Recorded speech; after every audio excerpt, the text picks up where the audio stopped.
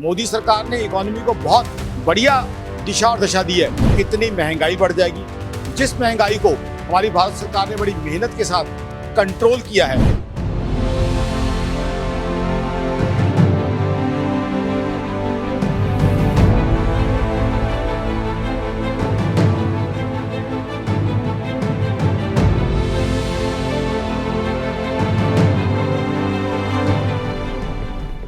आज कड़वी सच्चाई ये है कि हालात सही नहीं है और जैसा कि आपने बिल्कुल सही कहा, स्ट्रेट ऑफ हॉर्मुज अगर बंद कर दिया जाता है तो तकलीफ के दिन हिंदुस्तान और ग्लोबल इकोनॉमी के लिए होंगे।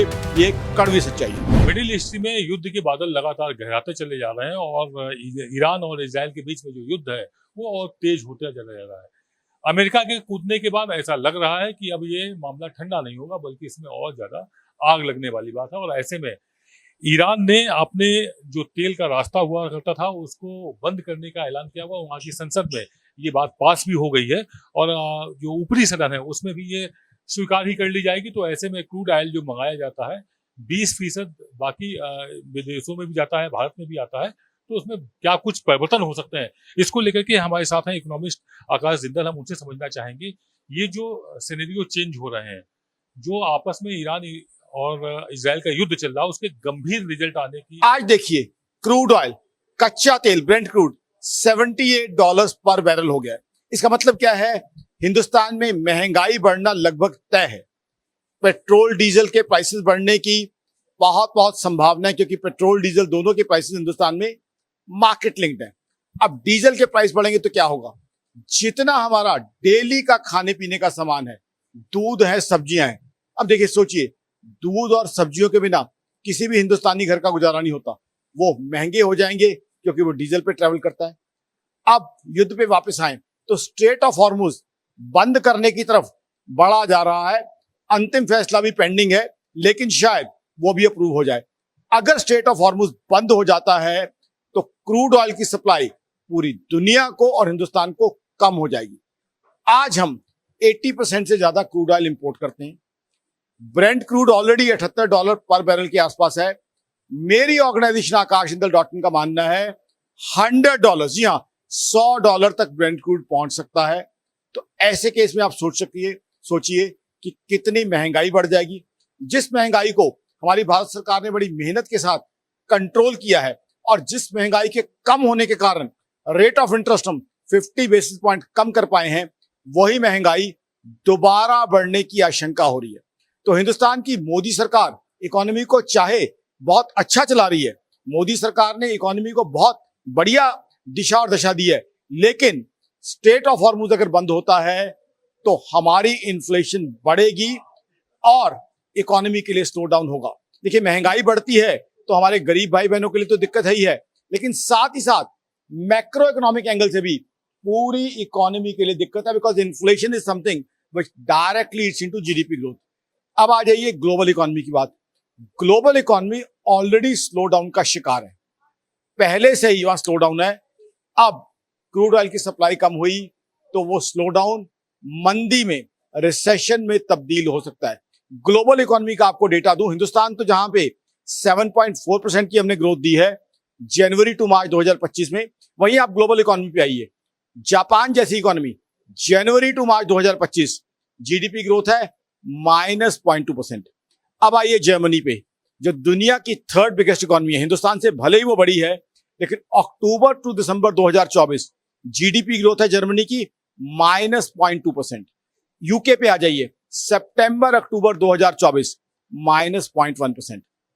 तो जो जीडीपी ग्रोथ दुनिया के बाकी देशों की पहले ही इतने बुरे हालात हैं, अब सोचिए ग्लोबल इकोनॉमी का क्या हालत होगा। रशिया यूक्रेन वॉर ने काफी डैमेज किया ग्लोबल इकोनॉमी को। इजराइल का हिमास का इशू, उसने भी कुछ डैमेज किया है। अब ये जो ईरान इजराइल वॉर है, इसमें तो शंका यहां तक है, जब मैं अपने मित्रों से बात करता हूं, यूएस में, यूरोप में, मैं अपने कुलीग से बात करता हूं कि थर्ड वर्ल्ड वॉर की तरफ दुनिया बढ़ रही है। रशिया चाइना की स्टेटमेंट पहले ही आ चुकी हैं।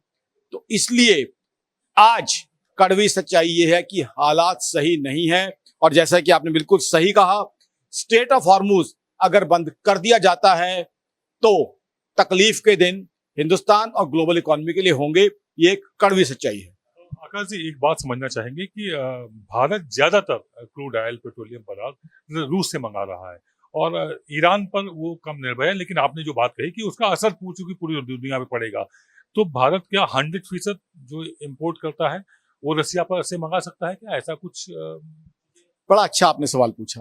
देखिए, पहली बात, भारत की सरकार ने बहुत इंटेलिजेंटली रशिया से काफी क्रूड ऑयल मंगाना शुरू किया है।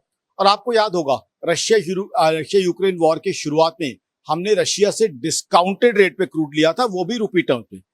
लेकिन रशियन क्रूड के साथ हमारी बात नहीं बनती, या देसी भाषा में कहूं तो घर पूरा नहीं होता। भारत की सरकार ने और भी इंटेलिजेंट काम किए हैं। हमने ईवीज की तरफ शिफ्ट किया है, इलेक्ट्रिक व्हीकल्स की तरफ, सोलर एनर्जी पे भी कंसंट्रेट करना शुरू किया है। लेकिन ना ही रशियन क्रूड, ना ही ईवीज, ना ही सोलर एनर्जीज हमारा देसी भाषा में कहूं तो घर पूरा कर सकते हैं। आज भी जो इस एरिया से क्रूड आता है, गल्फ से, मिडिल ईस्ट से, हमारे लिए बहुत रेलिवेंट है। और बात मात्र ईरान की नहीं है, इस पूरे एरिया की है। क्योंकि ये क्राइसिस, मैं इसे ईरान का क्राइसिस नहीं मानता, मिडिल ईस्ट पूरा एरिया इंपैक्ट होगा। तो ठीक है, हिंदुस्तान की सरकार ने अच्छे काम किए हैं।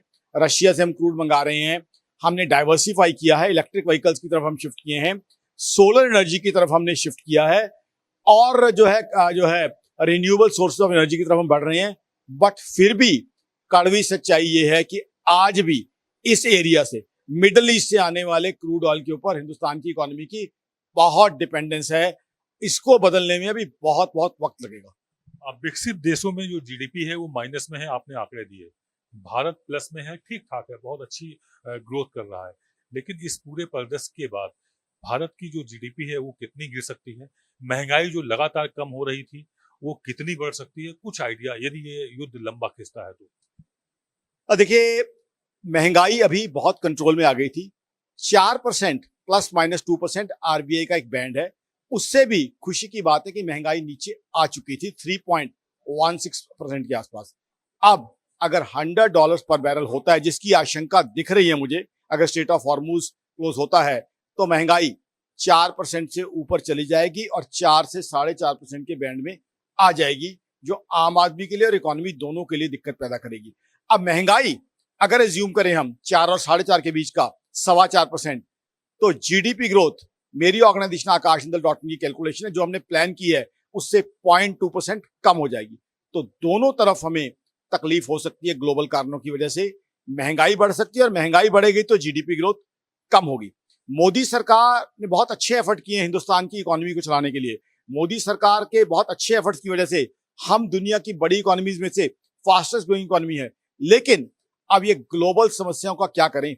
जियोपॉलिटिकल समस्याएं तो बढ़ती ही जा रही हैं। हम तो सोच रहे थे कि रशिया यूक्रेन वॉर एंड होगी, इजराइल का इशू एंड होगा, अब ये तो नए ही जो है वॉर चलते जा रहे हैं। देखिए, एक चीज है, वॉर आज की तारीख में दुनिया के किसी भी हिस्से में हो, सारी दुनिया की इकोनॉमी इंपैक्ट होगी, क्योंकि सारे मुल्क कहीं ना कहीं आपस में जुड़े हुए हैं। अब ये 40 साल पुरानी दुनिया नहीं रह गई है कि एक हिस्सा वॉर कर रहा है, बाकी दुनिया चल रही है। अब ग्लोबल इकोनॉमी की सारी कंट्रीज आपस में कनेक्टेड है, तो किसी भी हिस्से में वॉर होगी तो इसका इंपैक्ट पूरी की पूरी ग्लोबल इकोनॉमी पे आना निश्चित है। ये थी खास बातचीत आकाश जिंदल, इकोनॉमिस्ट से, जिन्होंने ये स्पष्ट किया हुआ है कि अब ये जो परिदृश्य बदल रहा है, जो युद्ध का दायरा लगातार बढ़ता चला जा रहा है, इसका असर देर से ही सही, थोड़ा कम ही सही, लेकिन भारत में भी देखने को मिलेगा। कैमरा पर्सन दिलीप के साथ आदित्य, भारत एक्सप्रेस, दिल्ली।